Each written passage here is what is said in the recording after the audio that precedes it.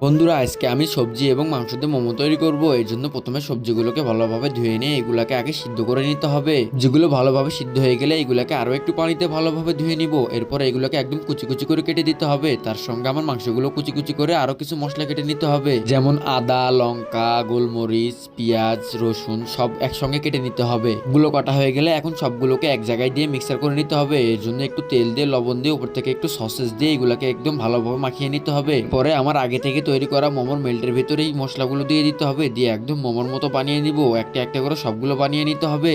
এই তো একটা একটা করতে করতে আমার সবগুলো বানানো হয়ে গেছে। এইগুলাকে এখন গরম পানির মধ্যে দিয়ে দিব। আর আগে বন্ধুরা, তোমরা যদি তোমার মাকে ভালোবাসো তাহলে ভিডিওটিতে লাইক করে দাও এবং চ্যানেলটিকে সাবস্ক্রাইব করে কমেন্টে বলে যাও তোমরা কোন ক্লাসে পড়ো। এই তো বন্ধুরা, তোমাদের সঙ্গে কথা বলতে বলতে আমার মোমোগুলো একদম হয়ে গেছে। এইবার এইগুলাকে ভালোভাবে পানি থেকে নামিয়ে নিতে হবে। এখন এইগুলাকে আমি টিঙ্কুর বাবার কাছে নিয়ে যাই। টিঙ্কুর বাবা দেখলে অনেক খুশি হয়ে যাবে। রে বা মিম, তুমি তো দেখতেছি আজকে মাংস টাংস রেখে একদম মোমো তৈরি করেছো। বাহ, দেখি তো অনেক মজা হচ্ছে। বা অনেক সুস্বাদু হয়েছে। তুমি তো অনেক সুন্দরই রান্না পারো।